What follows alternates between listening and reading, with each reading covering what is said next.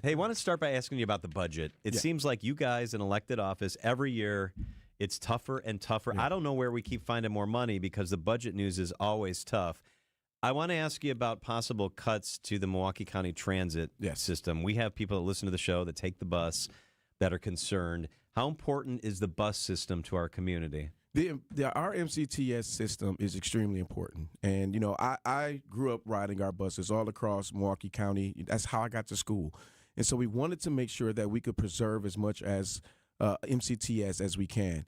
And so there is 11 routes that's going to be affected in total. 6 of those routes will be eliminated. I don't know the routes off the top of my head, but in total, they only represent 5% of our annual ridership. So we wanted to make sure that this would be the least amount of hurt on our community. And then we'll also have about 5 other routes that will be modified. We're still going to make sure that we right-size this because we have to make sure that this system is there moving forward. But without the partnership of the state and federal government, it's going to be difficult into the next budget as well.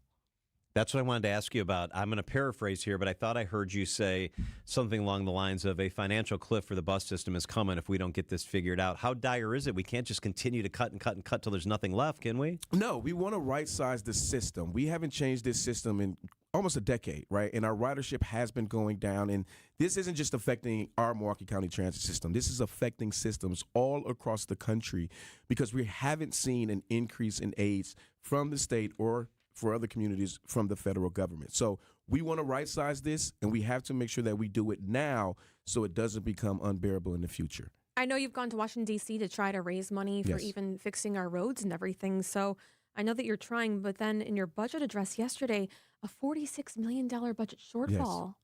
Where can we make up this money, including maybe the domes? I mean, we're giving millions to the domes. That's been crumbling. I know that's been ongoing even before your tenure. But do you think that we could take money from that, or is that already promised? So this budget actually includes about $108 million in capital projects. And with the domes are actually a part of the capital project within this budget. The way that we are closing the gap with this $46 million deficit is by looking at some of those services, right-sizing those services. But also, you know, there are going to be some things happening throughout our different departments to make sure that we are more efficient at the exact same time. Now, I want folks to understand that, you know, when I first became the county executive, it was about getting us on a path of fiscal sustainability. Because of that, working with the state legislature as well as Governor Evers, we've brought in more revenue. We've actually staved off more cuts than we've ever seen in the past 5 years, with $196 million coming in sales tax revenue. But with the $46 million deficit, we are making sure that we can continue many of the service and programs that we've promised to the people. I want to follow up about the domes because I'm just going to be that guy, I guess. I love the domes. I took my kids there when they were little kids. But if we're having to choose between more sheriff's deputies or roads that don't destroy your car or that sort of thing, at some point, doesn't it become like the domes and things like the domes are just a luxury that maybe it's hard to afford?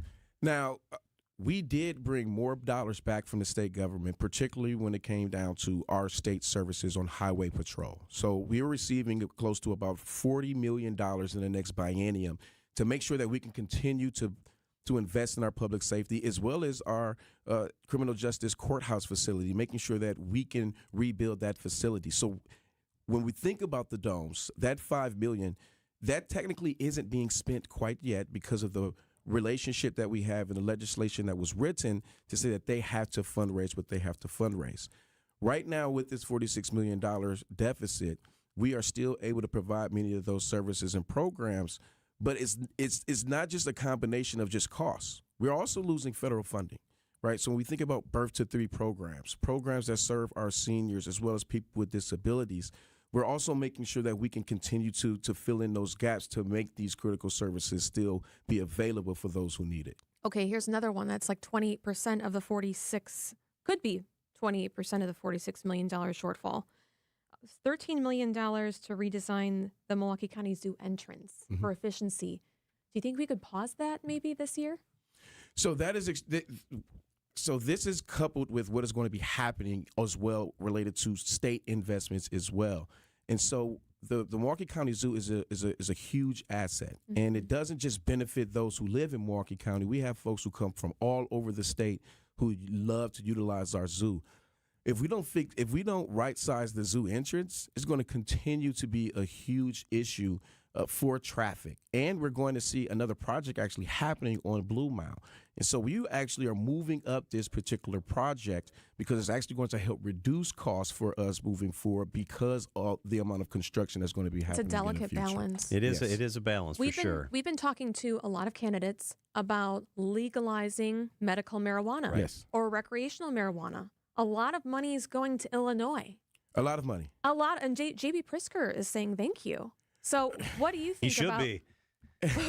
What do you think about? That could maybe be $30+ million in revenue going to our state with that alone. If you become governor, would you be okay with that? Yeah, I would be a champion for legalization of marijuana, whether we're talking not just Illinois. I mean, Michigan, Minnesota, we are on our island when it comes down to legalization. And this is a way that many local units of government, as well as the state government, will be able to bring in revenue. We've seen folks going to referendum having to pay for their schooling. This is an opportunity to put those dollars towards education. This is an opportunity to help out many of our rural farmers and helping to save their farms and their community, to give them another opportunity to grow a different crop if they so choose to. So I am a huge proponent of legalization. David Crowley is with us in the studio. Is your campaign in better shape if Attorney General Josh Kaul stays out of the race? My biggest fear is a Republican winning this seat. I think it's a great opportunity to have someone like myself who's served 7 years in the state capitol, 5 years as the county executive. I know how to get things done, and we've been able to build coalitions not only to benefit communities all across Milwaukee County, but also communities across the entire state with Act 12 and the increased and shared revenue so they can invest in what matters most, like fire, police, and housing and transportation, right? And so, my thing is I welcome a primary. I think it would be good for our voters in general, good for our democracy to give them as many options as possible. But I think the fact is that folks are going to listen to the message that we're putting out there, looking to be a governor for all of us and not focusing on culture wars and partisan issues. This is about the people of Wisconsin. Who's your biggest competition on your side of the ticket? I saw Charles Benson. He just tweeted out that Democratic Lieutenant Governor Sarah Rodriguez just secured $2 million to boost her governor's race. And you're a county executive, so you know that money matters in this race. Well, I think everybody's going to do what they need to do in order to, become the front runner, right? And as the county executive, I have a very unique set of experiences. I'm the only candidate who served both in the legislature as well as in an executive position. And I'm the only candidate that actually has a proven track record to get the things done that I'm talking about related to what we've done for Milwaukee County and other communities. And so, it's really about going out there and talking to the voters that are out there, whether they're Democrat, Independent, or Republican. How do you balance running the county, which is a full-time job, with running for governor, which is a full-time job? Well, I got another full-time job being a father and a husband, so let's not forget about the most important that as jobs. well. And so, it's being able to have the type of communication and being able to build a good team around you, not just related to, my great cabinet and having that great team when you think about the work that we do together, but even on the campaign side and just making sure to have a good balance. But, my better three quarters, my wife is also at the table, and having good conversations with me and keeping me level and keeping me grounded at the exact same time. But it's all about balance. And when you think about the fact that, I was a county executive and going back to school full time, I feel like, you got a fifth job. This is just about the same right now. You think about timing or the amount of time. He is David Crowley. He is the Milwaukee County executive, and he's running for governor. We sure appreciate you taking some time for us. Anytime. Thank you for your time. Yep.